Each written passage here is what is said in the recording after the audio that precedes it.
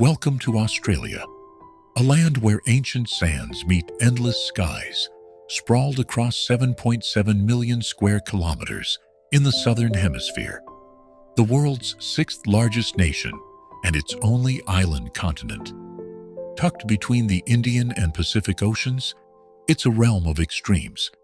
From the sunburnt outback to lush rainforests, jagged peaks to coral seas.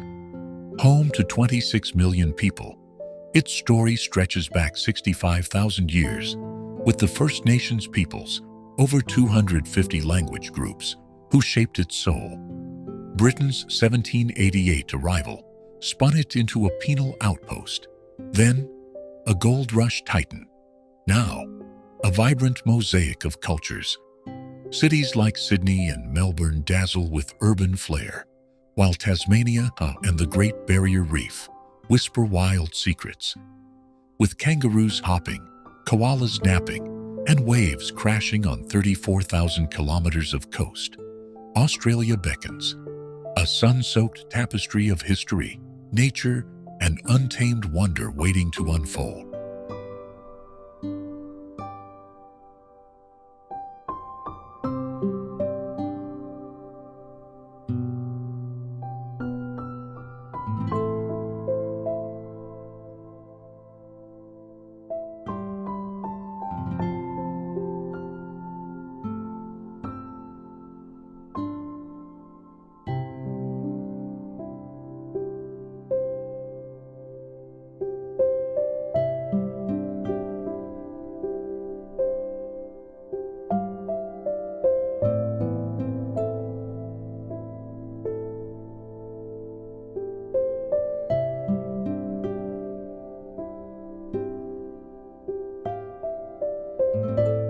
Brisbane, the vibrant capital of Queensland, Australia, is a city that thrives on its subtropical allure, rich history, and dynamic modern spirit. Founded in 1824 as a penal colony, it was named after Sir Thomas Brisbane, the governor of New South Wales at the time. Today, it has evolved from its colonial roots into a bustling metropolis, nestled along the winding Brisbane River and framed by the distant peaks of the Great Dividing Range. With a warm, sunny climate, averaging 300 days of sunshine a year, Brisbane beckons visitors with its outdoor lifestyle and laid-back charm. Often overshadowed by Sydney and Melbourne, this river city quietly boasts a unique blend of natural beauty, cultural depth, and urban sophistication, making it a hidden gem in Australia's crown. From its historic sandstone buildings to its sleek skyscrapers, Brisbane reflects a journey through time, inviting exploration at every turn.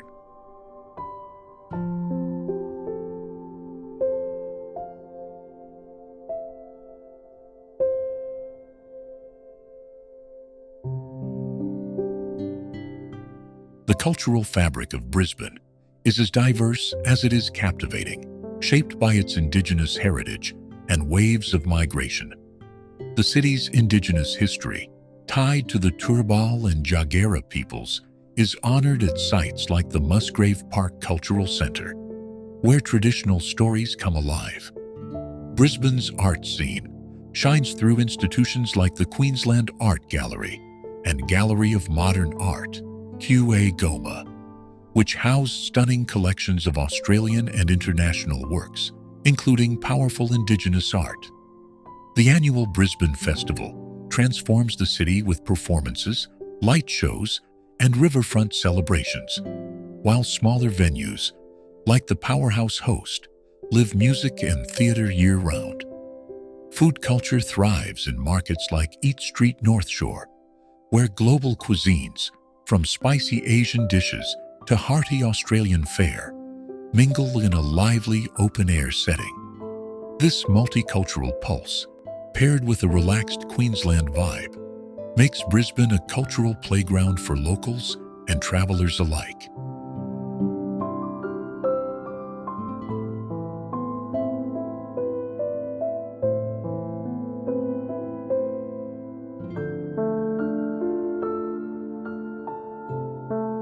Tourism in Brisbane is a feast of natural wonders and urban delights.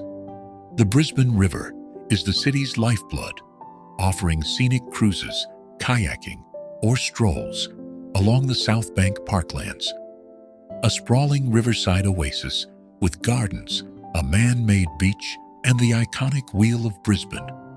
The Story Bridge, an engineering marvel, invites adventurers to climb its arches for panoramic views of the city skyline and beyond. Just a short drive away, the Lone Pine Koala Sanctuary lets visitors cuddle koalas and feed kangaroos, while Moreton Island tempts with its crystal-clear waters and towering sand dunes, perfect for snorkeling or sandboarding.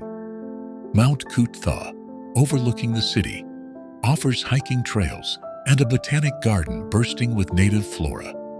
Whether it's the urban buzz of Queen Street Mall or the tranquil escape of nearby rainforests, Brisbane seamlessly blends city life with nature's embrace, catering to every type of explorer.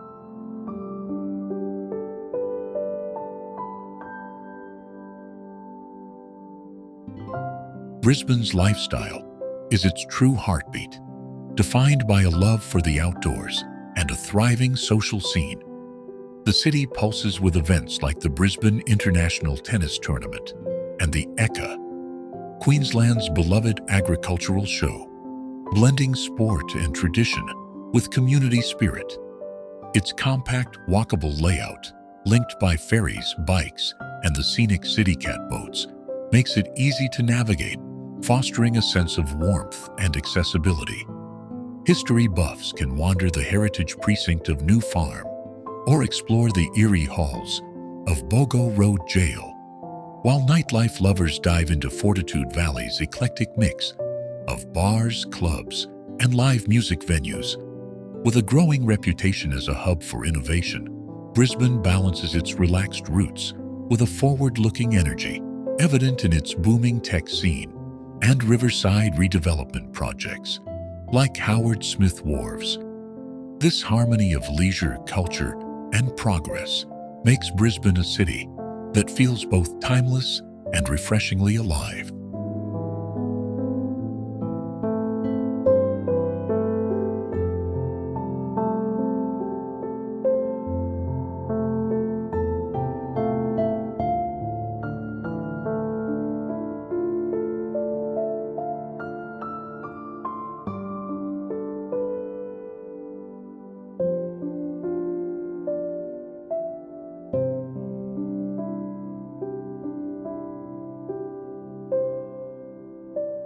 Byron Bay, a coastal gem in New South Wales, Australia, is a small town with an outsized reputation for natural beauty and bohemian spirit.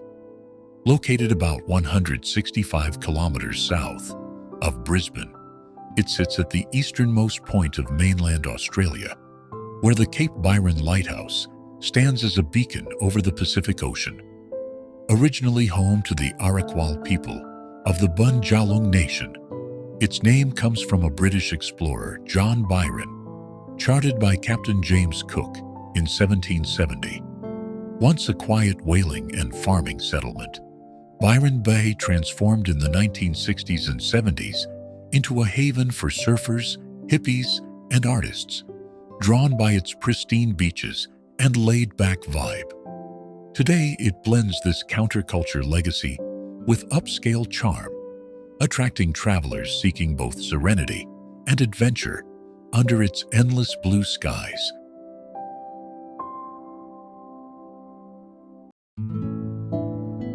Cultural allure of Byron Bay lies in its eclectic, free-spirited identity.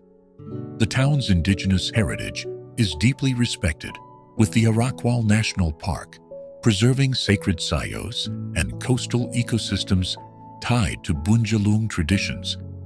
Its artistic soul thrives in bustling markets like the Byron Bay Community Market, where local artisans sell handmade jewelry, vibrant paintings, and organic goods. Music fills the air, from street buskers to festivals like Bluesfest, held nearby, which draws global acts and celebrates the town's love for live performance. Cafes and eateries serve up farm-to-table dishes and vegan delights, reflecting a health-conscious, sustainable ethos that's become a hallmark of Byron's culture. This fusion of creativity, nature, and mindfulness crafts a unique atmosphere that feels both timeless and forward-thinking.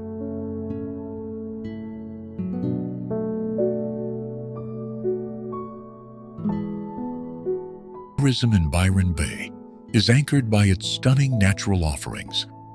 The town's beaches, Main Beach, Clark's Beach, and the wilder Tallow Beach, are world-famous for swimming, surfing, and sunsets that paint the horizon gold.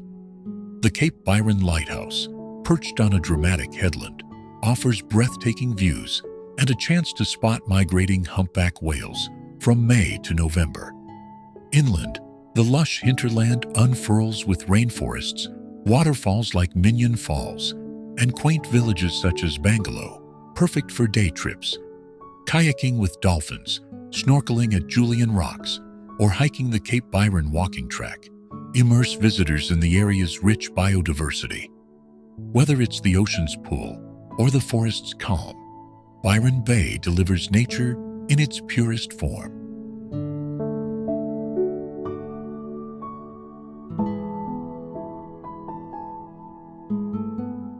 Lifestyle in Byron Bay is a dreamy mix of relaxation and vitality.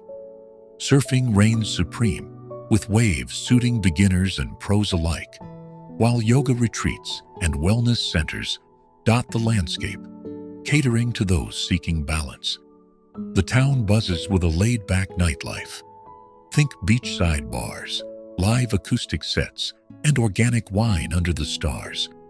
Its small size fosters a tight-knit community feel, yet it draws a global crowd, from backpackers to celebrities seeking its discreet luxury.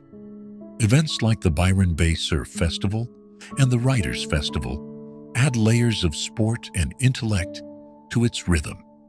This blend of leisure and energy, set against a backdrop of sun and sand, makes daily life here feel like a perpetual holiday.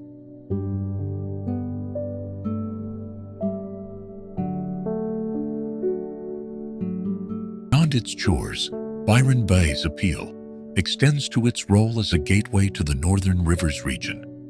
Nearby towns like Mullumbimby and Nimbin offer a deeper dive into alternative lifestyles, with Nimbin's hippie heritage still alive in its colorful streets.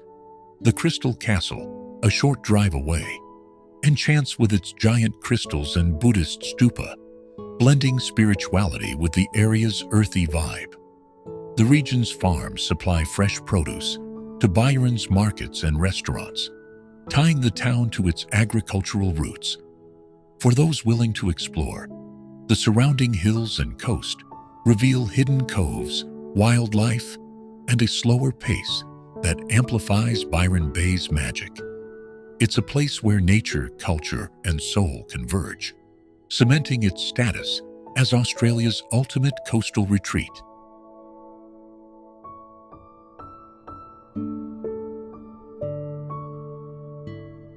Byron Bay also stands out for its commitment to sustainability and community values. The town has embraced eco-friendly initiatives like banning single-use plastics and promoting renewable energy, reflecting its deep connection to the environment. Local businesses prioritize organic and ethical sourcing, from coffee roasters to fashion boutiques, aligning with the town's green ethos. Community events, such as beach cleanups and environmental talks, unite residents and visitors in a shared mission to protect this paradise. This focus on preserving its natural and cultural wealth ensures Byron Bay remains a beacon of conscious living, enhancing its appeal as a destination with a purpose beyond mere beauty.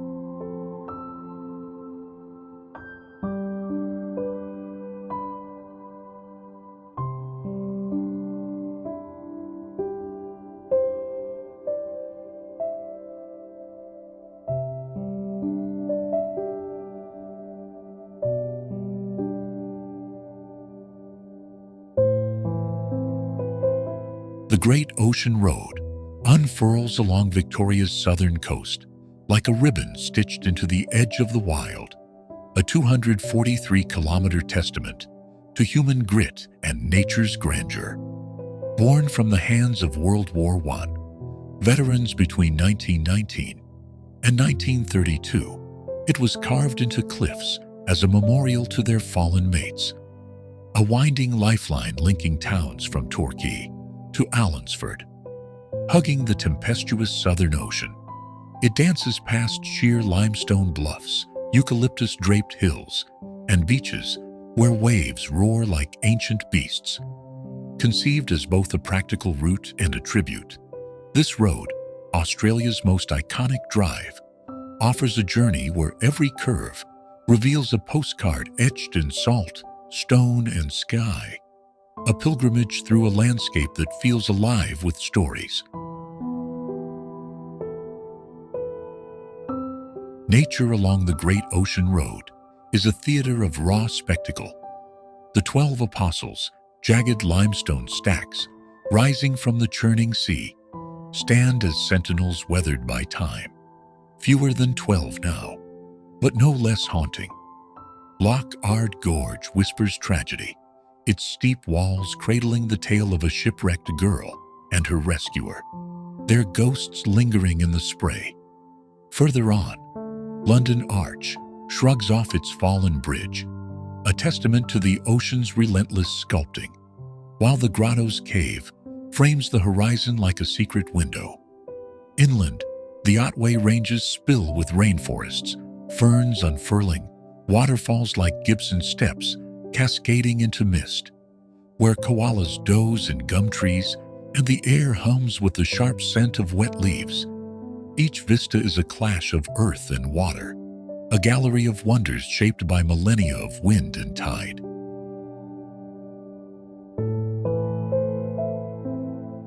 Driving the Great Ocean Road is a sensory odyssey through a land of contrasts.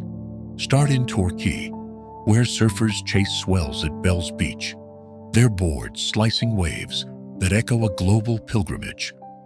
Wind through Lorne, a seaside hamlet where fish and chip shops spill onto verandas, and the road dips into emerald tunnels of forest canopy. At Apollo Bay, trawlers bob in the harbor, their catch fresh on plates as gulls wheel overhead.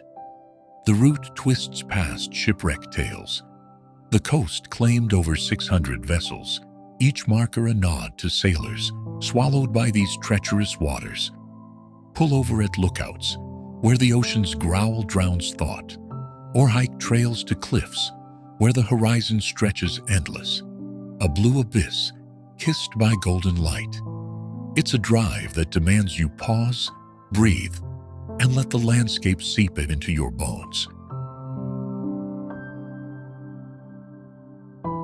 Beyond its beauty, the Great Ocean Road carries a pulse of resilience and renewal. Built by returned soldiers with pickaxes and grit, it was a lifeline for isolated towns. Now, a draw for wanderers worldwide. Coastal villages like Anglesey and Port Campbell thrive on its fame, their cafes buzzing with tales of surf and storm.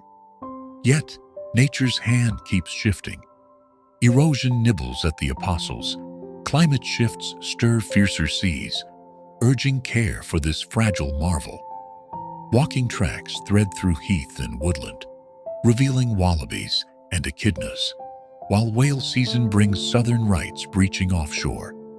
The road's legacy is alive in every mile, a blend of human endeavor and wild defiance, a stretch of asphalt where history, adventure, and the untamed coast collide in a song of stone and salt water.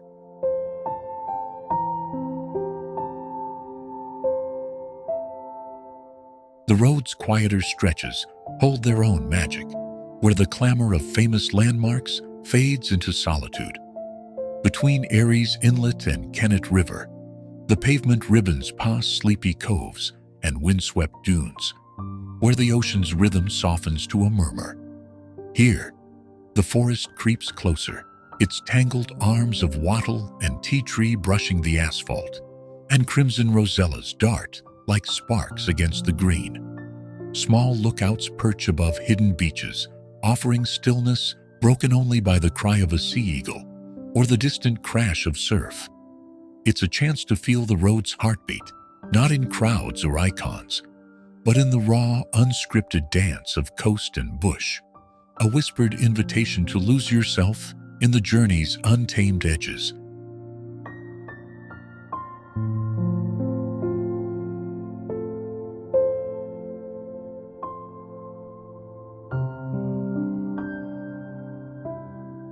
Melbourne, Victoria's beating heart, sprawls along the Yarra River's muddy curves, 900 kilometers southwest of Sydney, a city that wears its contradictions like a well-cut coat. Born in 1835, when John Batman bartered with Wurundjeri elders for land, it ballooned during the 1850s gold rush, morphing from a tent-dotted outpost into a grand dame of the British Empire.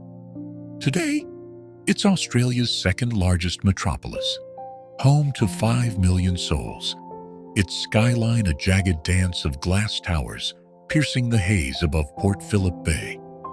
The climate swings from scorching summers to drizzle-soaked winters, yet Melbourne thrives in its unpredictability. Streets alive with tram bells, coffee steam, and the hum of a place that refuses to sit still.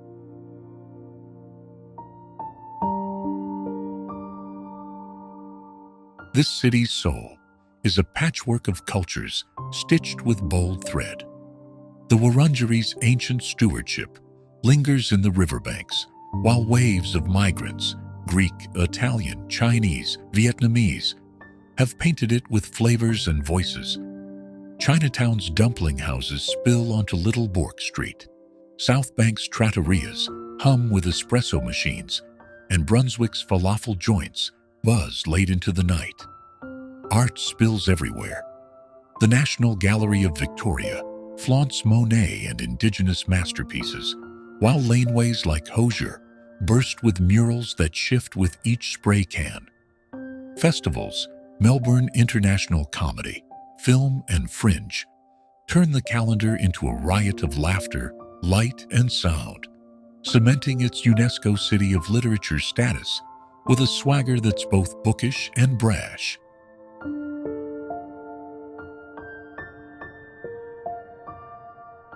Melbourne's streets are a love letter to the senses.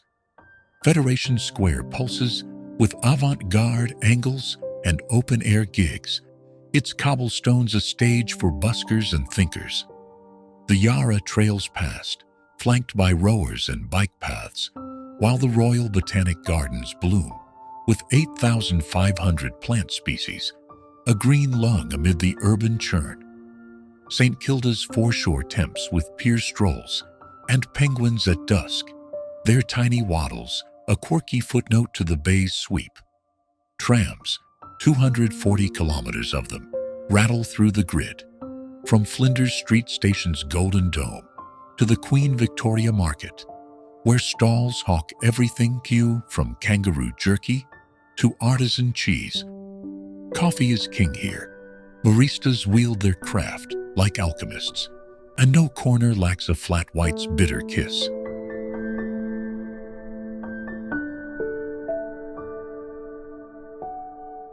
Sport and spectacle fuel. Melbourne's fire. The Melbourne Cricket Ground, a 100,000-seat colossus, roars for Aussie rules footy and cricket tests, its turf hallowed since 1853. Spring brings the Melbourne Cup, a horse race that stops the nation, hats, heels, and champagne flooding Flemington under a feverish sun. Tennis grips January at Rod Laver Arena, where the Australian Open draws global aces and sunburnt crowds. Beyond stadiums, the city's parks, Carlton, Fitzroy, sprawl with joggers and picnics, while the Dandenong Ranges loom an hour away, their misty gullies a quick escape from concrete. It's a rhythm of sweat and celebration, where every kick, serve, and gallop stitches the city tighter into its own myth.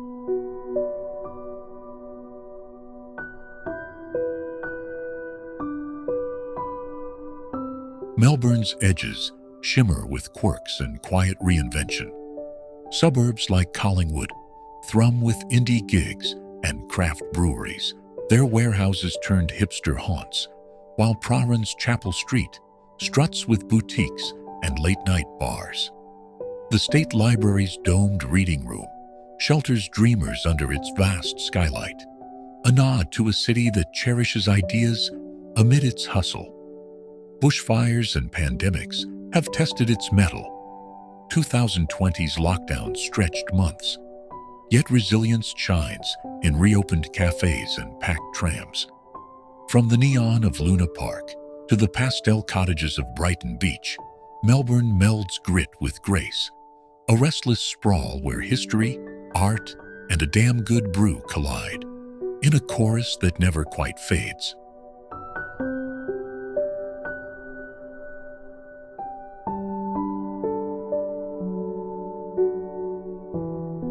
Beyond the city's clamor, Melbourne's markets weave a thread of raw human connection. The South Melbourne market hums with fishmongers barking their catch, bakers sliding hot pies from ovens, and stalls piled high with figs and olives. A chaotic ballet of trade that's fed locals since 1867. Further out, the Footscray market pulses with West African spices, Vietnamese herbs, and the sizzle of street food, a gritty ode to the city's immigrant heartbeat. These aren't just places to shop. They're stages where accents tangle, recipes swap hands, and the scent of roasting chestnuts or faux broth pulls you into Melbourne's messy, delicious soul. A reminder that its polish is built on the rough charm of its people.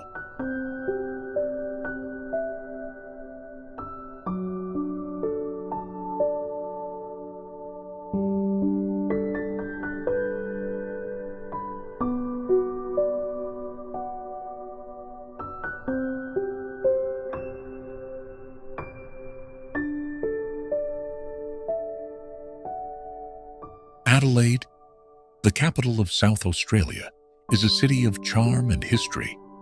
Founded in 1836, it was named after Queen Adelaide and designed by Colonel William Light, with a neat grid, wide streets, and parklands. Unlike many Australian cities with convict origins, it was settled by free people, fostering a unique, open-minded spirit. Nestled between the Adelaide Hills and Gulf St. Vincent, it enjoys a Mediterranean climate with warm summers and mild winters, perfect for year-round travel. Known as the City of Churches for its many historic spires, Adelaide offers a mix of tradition and modernity that captivates visitors seeking culture and peace.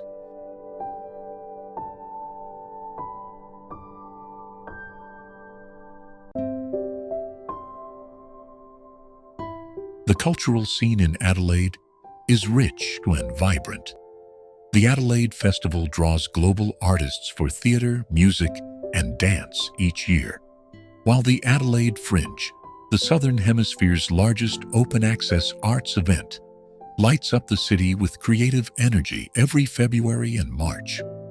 The Art Gallery of South Australia holds a stunning collection of Indigenous, colonial, and modern art, telling the story of the nation's heritage. Food lovers adore the Central Market, a bustling spot where local produce meets international flavors, reflecting Adelaide's diverse and welcoming population.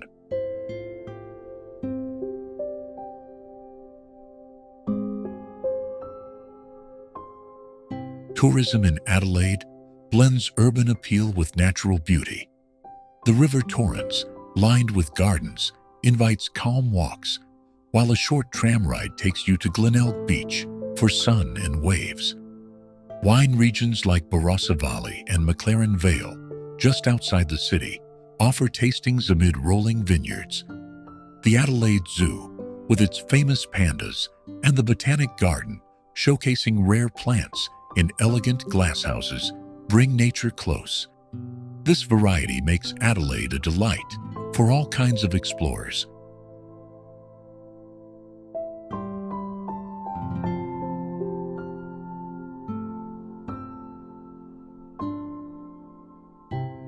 Adelaide's relaxed yet lively lifestyle adds to its magic. The Adelaide Oval hosts cricket matches and concerts, while the Tour Down Under cycling race energizes the streets. Easy to roam by foot or bike, it feels friendly and warm. History unfolds at the Migration Museum, and nightlife buzzes with bars and live music. This mix of heritage, fun, and nature makes Adelaide a standout gem in Australia.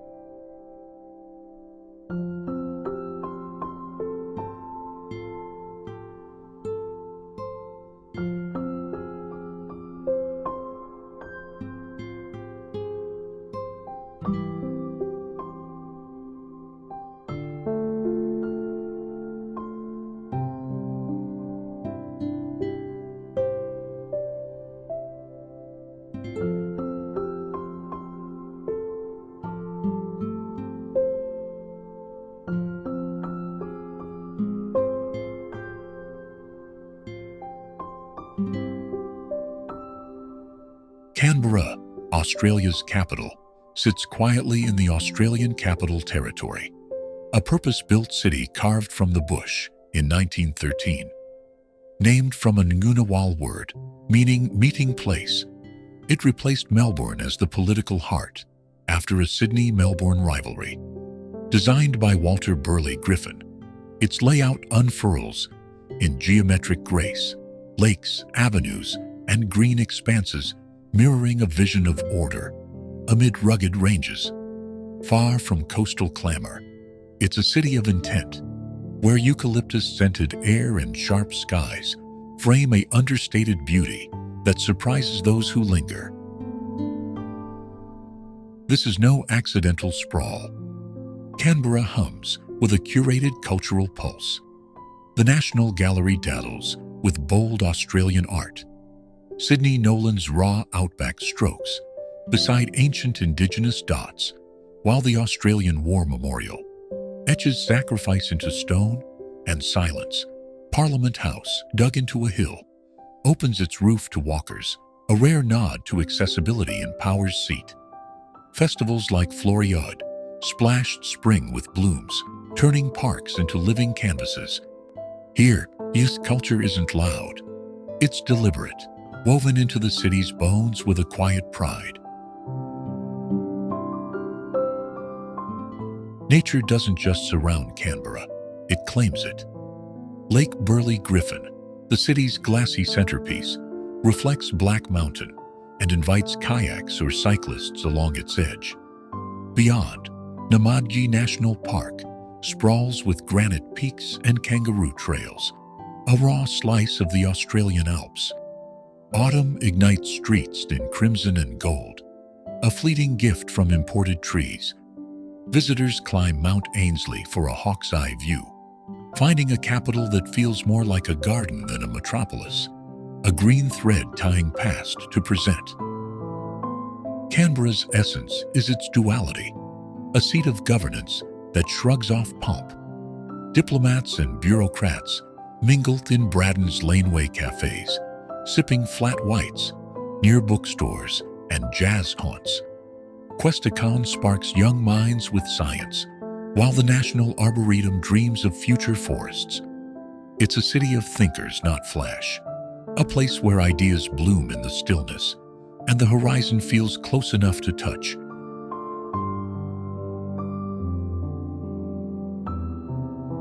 Sydney, Australia's glittering crown, sprawls around the shimmering expanse of Sydney Harbour, 1,200 kilometers northeast of Melbourne, a city where the Pacific kisses the land with relentless flair.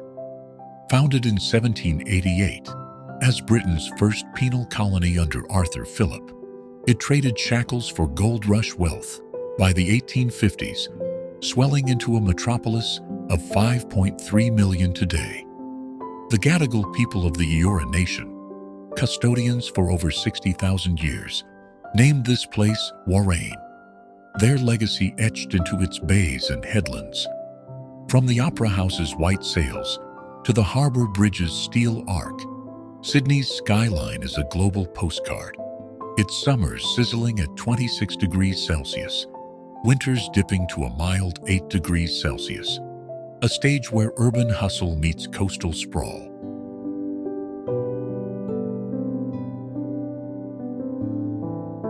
The city's icons are its beating heart, each a story in stone and steel.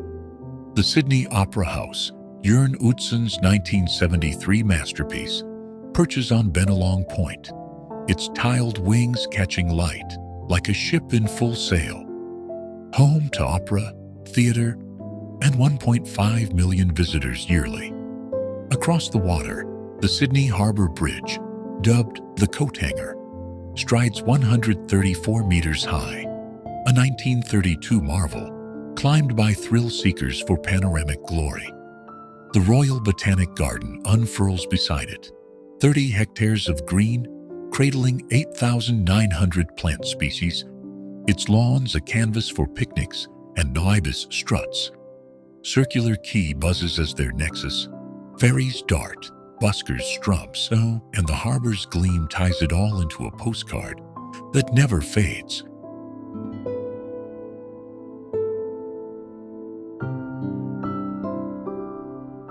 Nature frames Sydney like a wild embrace.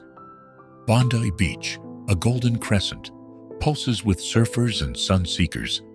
Its cliffside walk to Coogee, tracing 6 kilometers of rugged coast. The Blue Mountains, 50 kilometers west, bloom with eucalyptus haze. Their Three Sisters rock trio, a 900-meter sentinel over Jameson Valley. Taronga Zoo perches on the harbor, lions roaring above ferry wakes, while Manly's ferry ride unveils beaches and bushland in 30 minutes flat. Over 100 beaches, Palm, Bronte, Dy, dot its shores, and national parks, like Ku-ring-gai Chase, ripple with Aboriginal carvings and wallaby tracks, a green escape from the urban churn.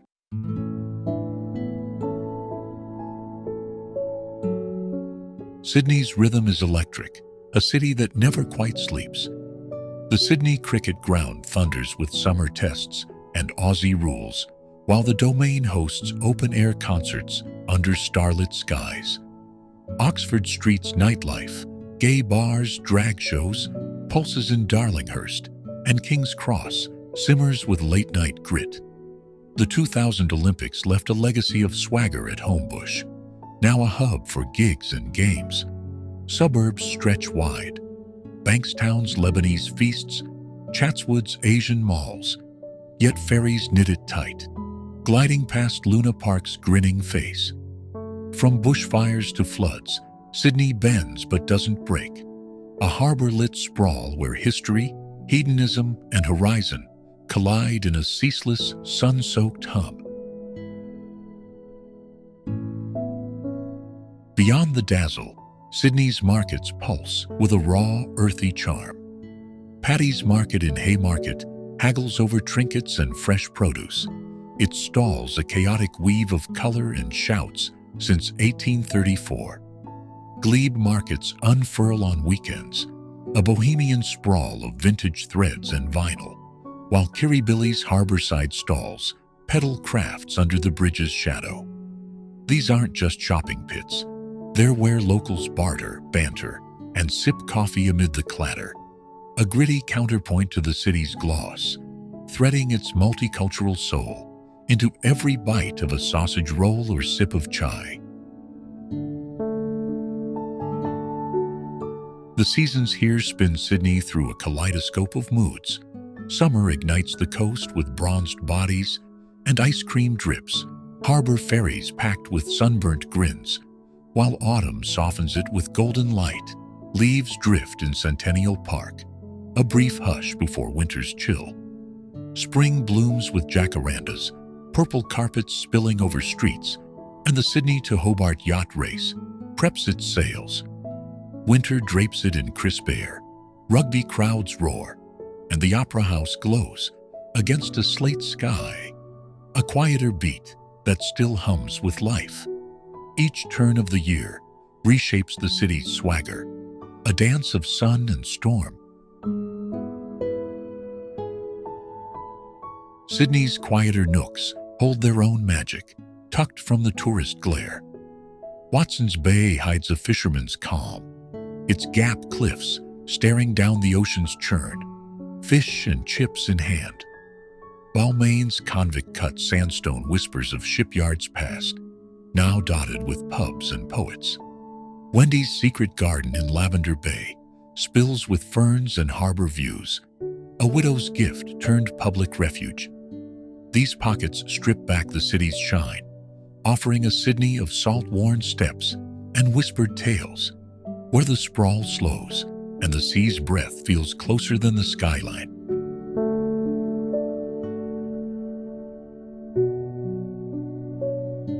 The Daintree National Rainforest, cradled in Queensland's humid north, is a primordial Eden where the Earth's oldest chapters still unfold.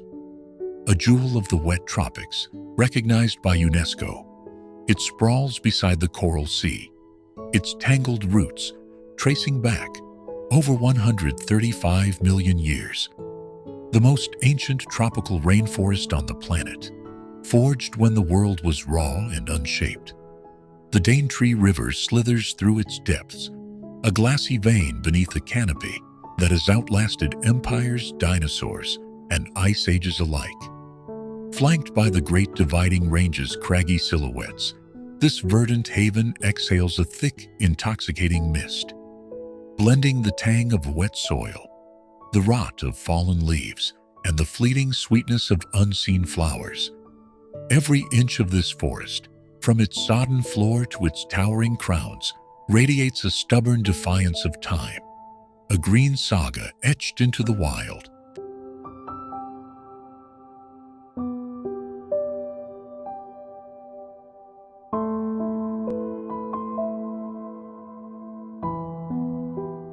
Life here erupts in a kaleidoscope of the strange and sublime. The cassowary, a hulking bird with a shimmering azure throat and claws like scythes, stalks the underbrush, a feathered specter from prehistory's shadows. Fruit bats cling to branches, their leathery wings folded like dusk's own cloak, while the Boyd's forest dragon perches motionless, its scales a perfect mimicry of bark and lichen. Over 3,000 plant species wrestle for supremacy.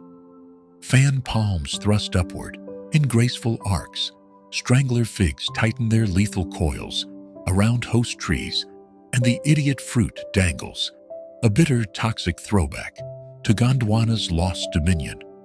The soundscape is relentless. Frogs chant from muddy pools, parrots shriek in bursts of color, and the ceaseless rustle of unseen denizens, snakes, spiders, possums, weaves a primal hum, all knit together by the unseen labor of fungi and beetles churning through the rich, dark earth.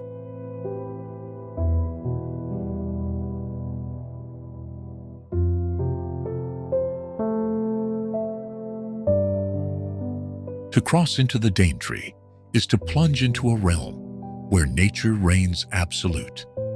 Mossman Gorge sparkles with streams that carve through ancient granite, their icy flow, a gift from the peaks above, where the Kuku Yalanji people, keepers of this land for tens of thousands of years, recount its sacred essence in hushed, reverent tones. Boardwalks thread through the jungle's heart, past orchids glistening with morning dew, vines that droop like emerald curtains, and trees so tall their tops vanish into the haze. Canopy towers lift you into a boundless green vault, where sunlight fractures into golden threads, and Cape Tribulation marks a surreal frontier. Rainforests spilling onto the sands of the Great Barrier Reef, coral reefs blooming just beyond the tide's reach, in a breathtaking clash of worlds. Zip lines send you racing through the humid air. Night treks reveal fungi aglow, like tiny lanterns, and the darting eyes of nocturnal creatures while the sea's salt whispers mingle with the forest's dank, earthy sigh, an intoxicating embrace of the untamed.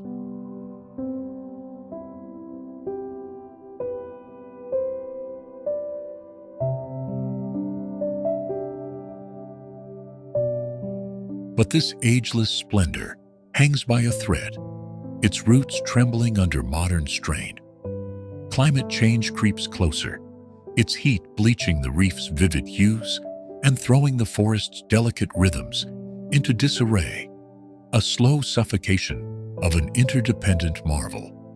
Logging once gouged its flanks, leaving tales of loss, now countered by fierce conservation, a fragile bulwark against further plunder.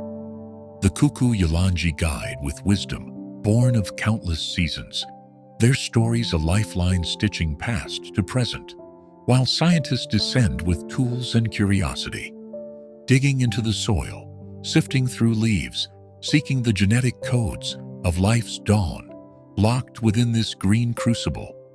To stand in the Daintree is to feel dwarfed by its vastness, yet haunted by its frailty, a living monument that commands wonder and whispers a desperate call to shield its beating heart from the encroaching silence of a world too eager to forget.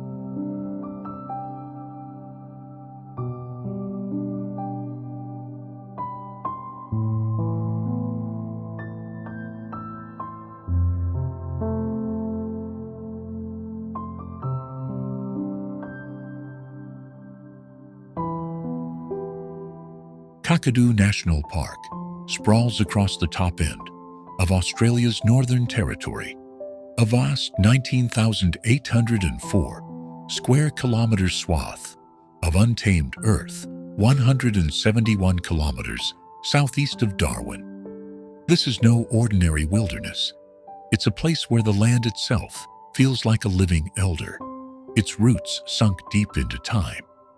Born from volcanic fury 2.5 billion years ago, its rugged Arnhem Land escarpment juts like a weathered spine above floodplains and tidal flats. The alligator rivers, south, east, and west, slice through it, their waters swelling in the wet season to drown the lowlands in a shimmering mirror, then shrinking to billabongs under the dry season's sun. A UNESCO World Heritage Site since 1981, Kakadu wears its dual crown, for nature and culture proudly, its horizons stitched with eucalyptus and pandanus, its air thick with the calls of birds and the ghosts of ancient stories.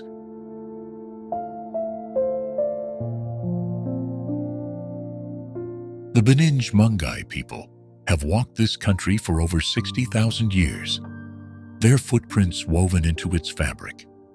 More than 5,000 rock art sites pepper the escarpment, ochre handprints, X-ray depictions of fish and spirits, some 20,000 years old, glow on stone at Ubir and Nourlangi. These aren't mere drawings, they're a chronicle of existence, a dialogue with ancestors who shaped the land in the creation time. The park's name, Kakadu, nods to the Gaguju language once spoken here, though the tongues of many clans, Limingan, Mirar, Bunij, still echo in its management today. Jointly run with Parks Australia, half the park is Aboriginal land under the 1976 Land Rights Act, leased back to preserve its soul. This is a living culture, not a relic. Ceremonies hum beneath the stars, and the season's 6 by Beninj reckoning guide a rhythm as old as the rock itself.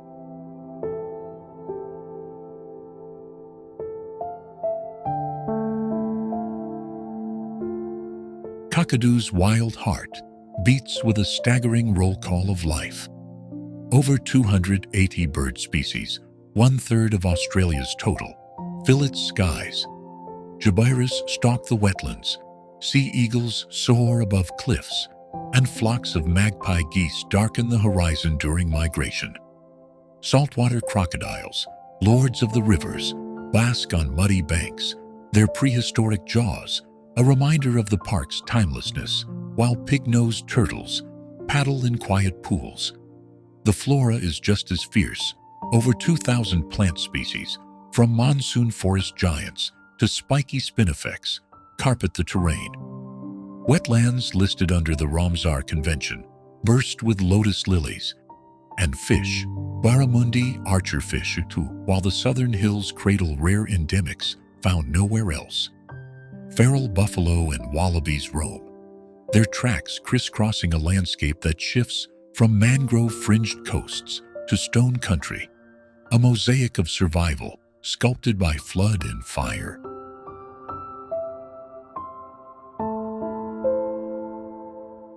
To roam Kakadu is to feel the earth's pulse underfoot. Yellow water. Billabong glints at dawn, its surface alive with crocs and herons. A boat ride here, a window into the wet season's bounty. Jim Jim Falls thunders 200 meters down a sandstone wall, its plunge pool a reward for dry season trekkers, while Twin Falls gushes through a gorge framed by pandanus. Ubir's Lookout offers a perch above floodplains, the escarpment's red rock glowing at sunset, a canvas of silence and scale. The wet season, Kujuk, floods the plains, birthing a frenzy of green, though roads close and mosquitoes swarm. The dry Wurgang unlocks trails and cools the air. From Jabir's hub to Gunlam's infinity pool, atop a cliff, every turn reveals a land that demands you shed haste. Listen to its murmurs and tread with care on ground both sacred and savage.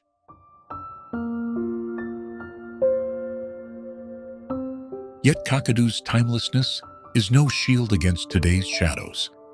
Climate change stirs fiercer monsoons and drier spells, straining wetlands and wildlife already scarred by past invaders. Buffalo trampled its soils, cane toads poisoned its edges. Uranium lies beneath, a temptation once resisted at Kungara. Now part of the park, since 2011, thanks to traditional owners like Jeffrey Lee, who chose legacy over profit. Joint management balances tourism, 250,000 visitors yearly. With preservation, a tightrope walk between sharing its wonders and shielding its spirit. To stand here amid rock art and river bends is to grasp a truth. Kakadu is a gift from deep time, a place where the land's voice, hoarse with age, still sings, of creation, endurance, and a fragile hope that we might learn to hear it.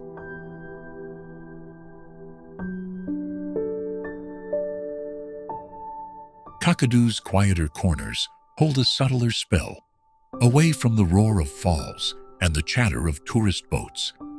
The stone country's high plateaus stretch into solitude, where wind-scoured boulders perch like ancient thrones and paperbarks twist in defiant knots. Here, the silence is a presence, broken only by the skitter of a rock wallaby or the distant bark of a dingo. Tracks like the bark sandstone walk weave through this highland maze, revealing vistas of cracked earth and distant wetlands shimmering like mirages. It's a place to feel small, dwarfed by cliffs that have stood since the planet cooled. A reminder that Kakadu's vastness isn't just in its breadth, but in the depth of its stillness. A call to pause and let the land's quiet weight settle over you.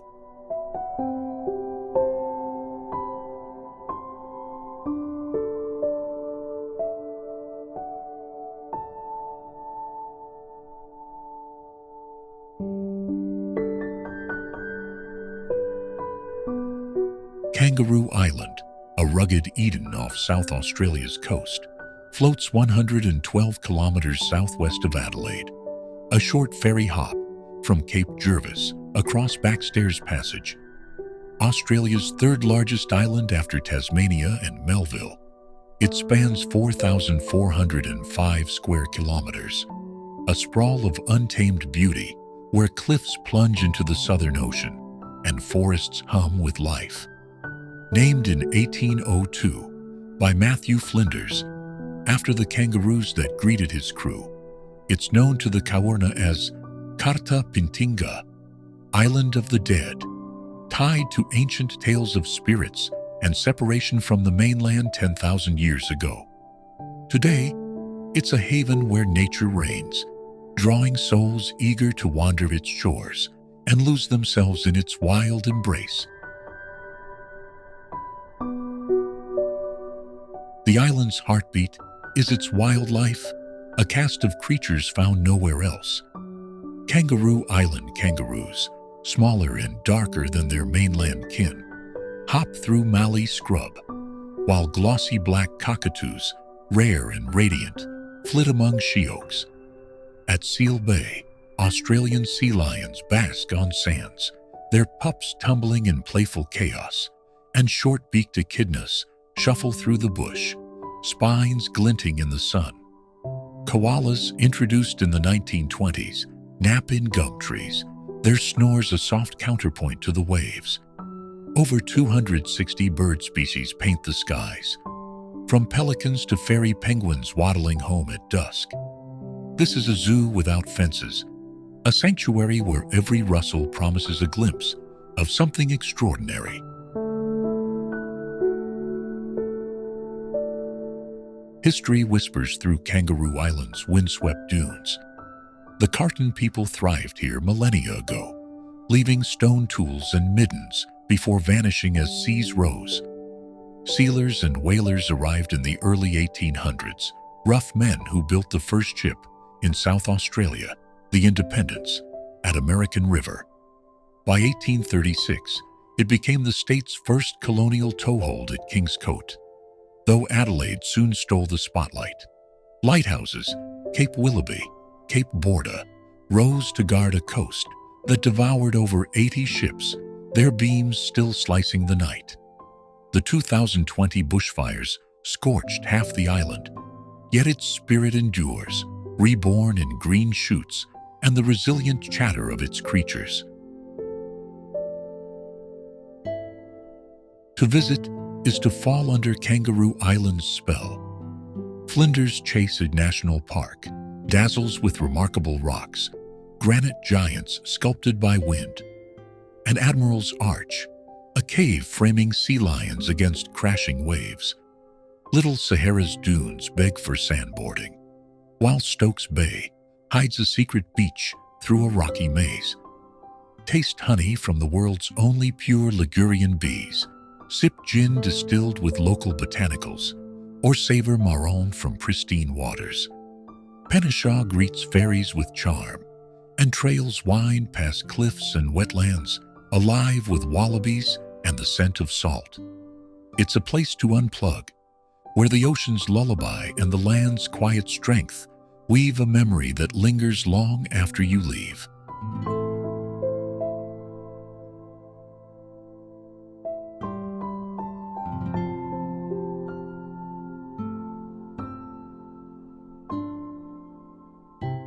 Paronella Park, a jungle-clad relic in Queensland's north, sprang from José Paronella's dream.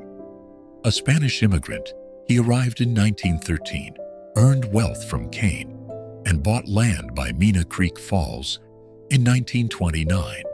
With his wife Margarita, he built a castle and gardens by hand, opening it in 1935 with hydroelectric power, lighting up a ballroom and 7,000 trees. Floods, fires, and cyclones, 1946 to 1979, 1986, ravaged it, but its ruins endure, a fragile echo of his Catalan vision. Now, 120 kilometers south of Cairns, Paronella Park enchants as a heritage-listed ruin. Since 1993, Mark and Judy Evans have tended its crumbled walls and mossy stairs, lit by night tours like Darkness Falls. The Grand Staircase and Teresa Falls frame a story of grit and decay, a lost paradise reclaimed by the wild.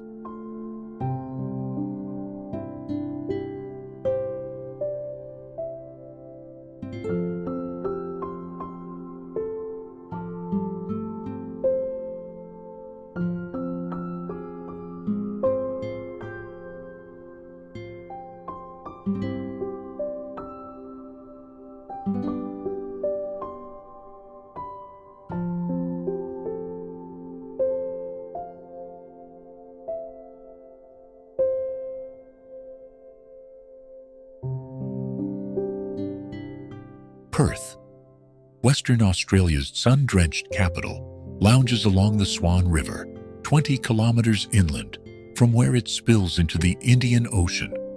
Crowned the world's most isolated big city, 2,100 kilometers from Adelaide, it's a pinprick of urban gleam amid a sea of outback and coast. Founded in 1829 by Captain James Stirling, it grew from a colonial speck into a metropolis of 2 million, fueled by mining booms that still echo in its glassy skyline. The Mediterranean climate delivers scorching summers and mild winters, bathing its sprawl in 3,000 hours of sunshine yearly, a golden lure for those craving light and space. The city's pulse blends laid-back charm with a worldly edge. The Noongar people, custodians for over 40,000 years, named it Boorloo, their legacy threading through place names and art. Fremantle, Perth's port sibling, buzzes with convict-built stone and maritime lore, its markets spilling with spice and chatter. Kings Park, a 400-hectare green crown, overlooks the CBD with wildflowers and war memorials, while North Bridge thumps with nightlife, bars, galleries, and noodle joints humming under neon. From Italian espresso to Vietnamese po, Perth's migrant tapestry seasons its streets with global zest.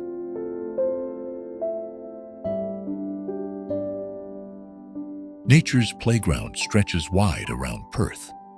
Cottesloe Beach glitters with turquoise shallows, a siren call for swimmers and sunset chasers, while Rottnest Island, 19 kilometers offshore, dangles quokkas, smiley marsupials that selfie with tourists.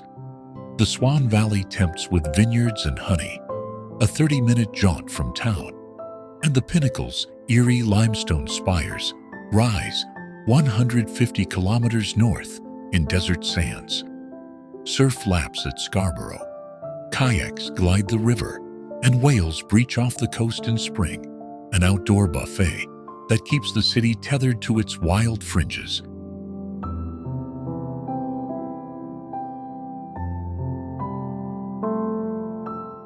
Perth's quiet swagger shines in its quirks. The world's largest urban park, Kings Park, dwarfs New York's Central, yet feels like a backyard. A mining-rich economy pumps wealth into arts. Think Perth Festival's open-air films and sport, with Optus Stadium hosting cricket and footy roars. Suburbs like Subiaco spill with boutique breweries, and the city's time zone, closer to Asia than Sydney, lends it a frontier feel. It's a place where skyscrapers meet surfboards, where isolation breeds a fierce love for the sun, sea, and a cold beer at day's end.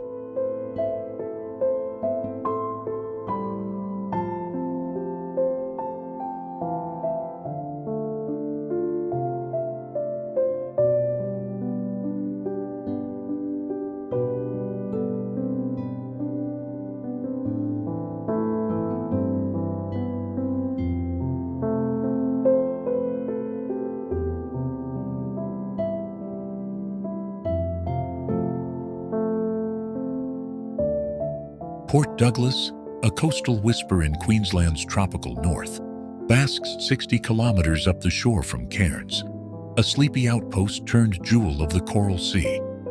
Its tale begins in 1877, sparked by James Venture Mulligan's gold strike on the Hodgkinson River, swelling it into a boomtown of 12,000, with 27 hotels by the 1880s.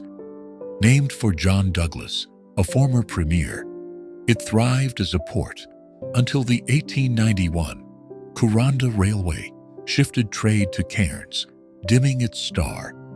A 1911 cyclone smashed its timber bones, leaving just 7 homes standing, and the population dwindled to a mere 200 by the mid-20th century. Yet, from these ashes rose a phoenix, revived in the 1980s by Christopher Scase's Sheraton Mirage. It bloomed into a resort haven, now home to 3,650 souls per the 2021 census, swelling with visitors in the May to September peak.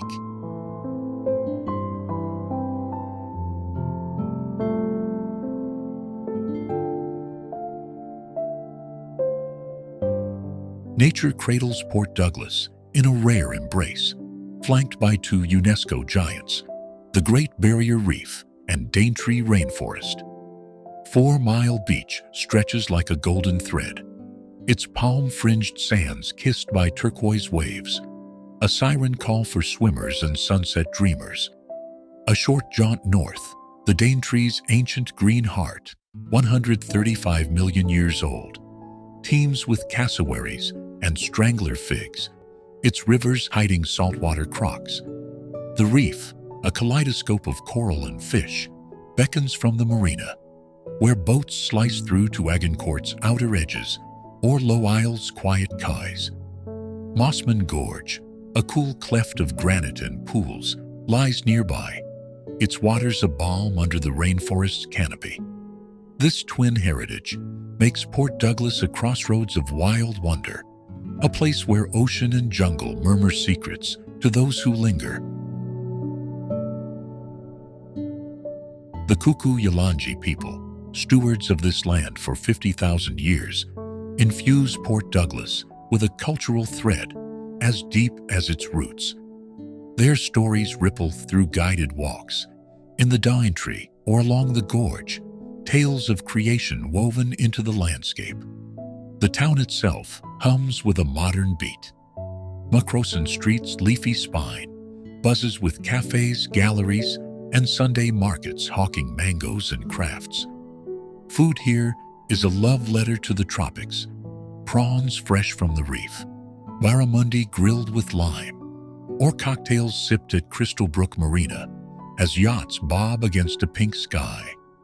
Once a stop for Bill Clinton in 1996 and 2001, the latter cut short by 9/11. It's hosted fame, yet keeps a village soul. Its 3,205 residents, 2011 tally, dwarfed by tourists who double its pulse in season.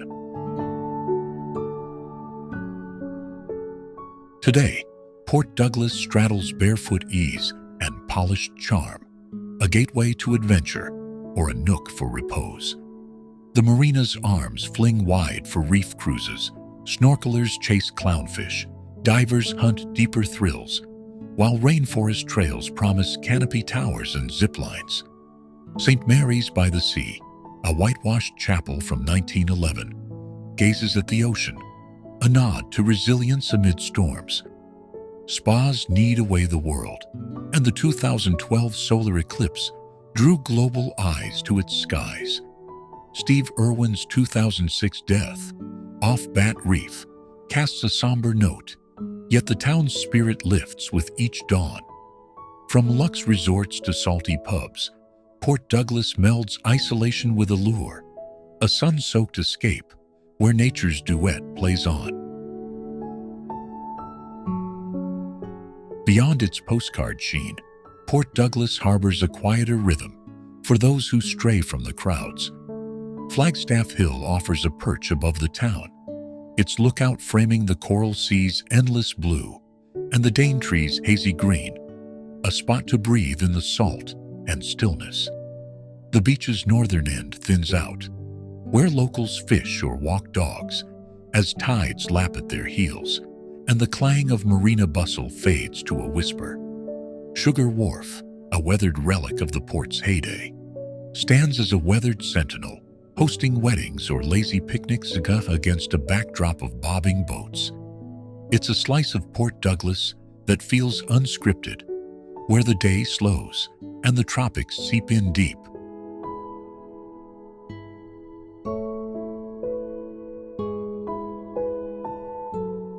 Tasmania, an island state, dangling 240 kilometers south of mainland Australia across Bass Strait, is a jagged shard of wilderness carved from ancient stone. Spanning 68,401 square kilometers, smaller than Ireland, larger than Sri Lanka. It's a land of extremes where the Southern Ocean gnaws at cliffs and the roaring 40s howl through forests older than empires. Home to 557,571 souls, per the 2021 census, its capital, Hobart, nestles against Mount Wellington's brooding flank, a mere speck in a realm where 40% of the land lies protected in parks and reserves. Once joined to Gondwana, Tasmania broke free 45 million years ago, its isolation birthing a tapestry of peaks, moors, and shores that feel like the edge of the world. The island's past is a saga of shadow and survival. The Palawa people thrived here for 40,000 years, their middens and carvings dotting coasts, until British boots landed in 1803, renaming it Van Diemen's Land. Convict blood soaked its soil. Port Arthur's prison, a grim relic from 1830, held 12,000 souls in chains, its silence now a UNESCO haunt. The 19th century saw slaughter, too. The Black War and disease erased all but a handful of Palawa.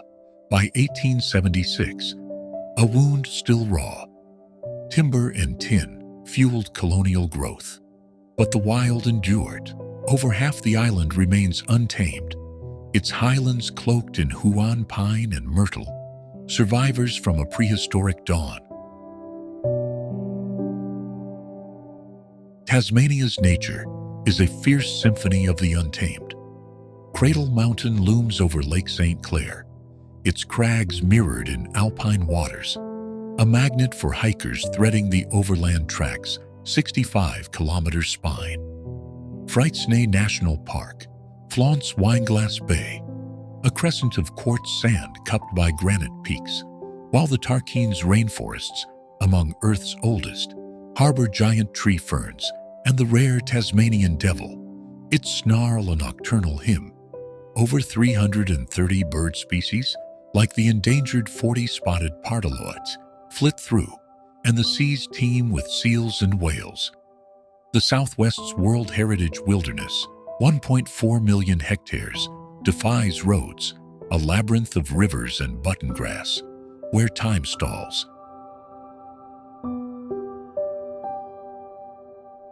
Today, Tasmania hums with a quirky resilience.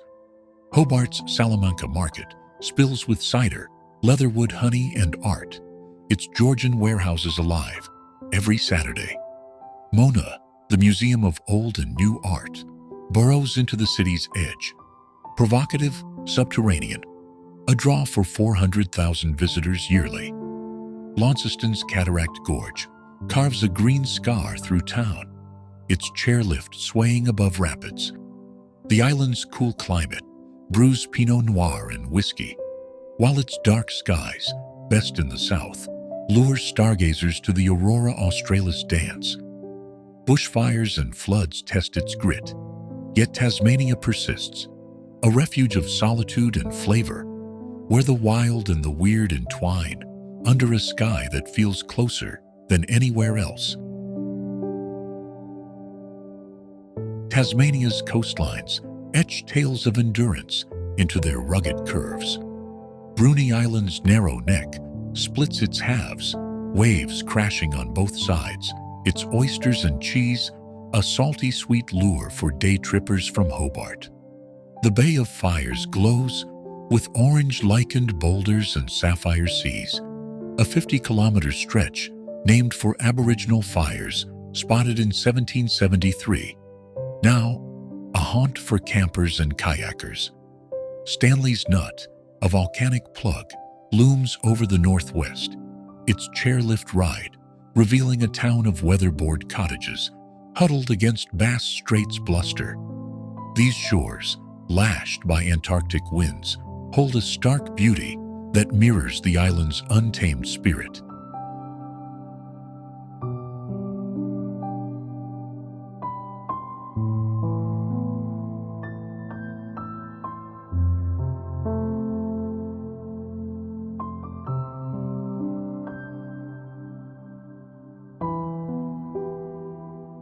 The beach's magic lies in its sand. 98% pure silica, cool even under a tropic sun, born from ancient quartz, washed down from volcanic hills. Swirled by currents at Hill Inlet, its northern tip, the silica dances with turquoise shallows, crafting patterns that shift with each tide, a living artwork framed by emerald forest. Tongue Bay's lookout offers a perch above this spectacle, where the sea's palette, jade, cobalt, sapphire, melds with the shore's dark glow. No cars, no crowds, only the wind's sigh and waves' hush break the stillness. A sanctuary where nature's hand paints without restraint, guarded by its isolation amid the reef's embrace.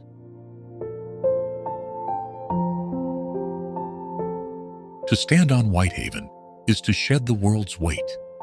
Boats drop anchor, spilling kayakers and swimmers into waters so clear they mirror the sky. Picnics unfold on the strand. BYO, no kiosks here, while bushwalks climb to vistas that steal breath.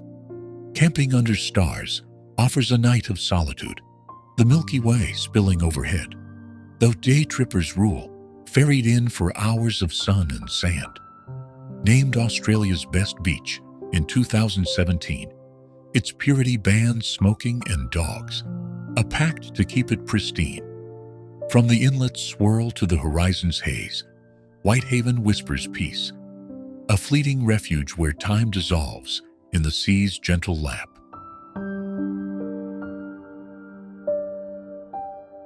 Wildlife whispers through Whitehaven's edges, subtle yet alive. Green turtles nest in the dunes, their hatchlings scuttling to the sea under moonlit cover, while goannas, hefty lizards, prowl the scrub, rustling pandanus and paperbark. Above, white-bellied sea eagles carve the sky, their cries piercing the quiet. And beneath, the reef's fringe teems, coral trout and parrotfish darting through shallows. The Whitsunday's 1,500 plant species cloak the island, from hoop pines to grass trees, their roots clutching sandy soil. This is no tame shore.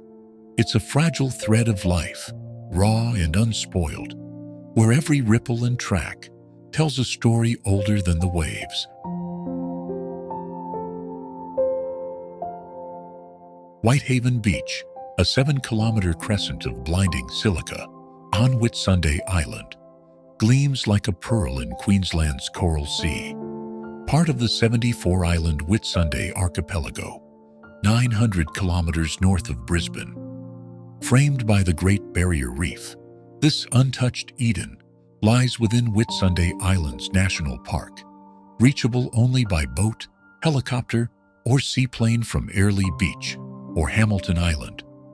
The Ngaro people, sea wanderers for over 9,000 years, once paddled these waters, their middens dotting the shores, a silent testament to lives woven with the tides. Today, it's a siren call for dreamers, its name evoking purity, its sands a canvas of white, so fine, it squeaks beneath bare feet.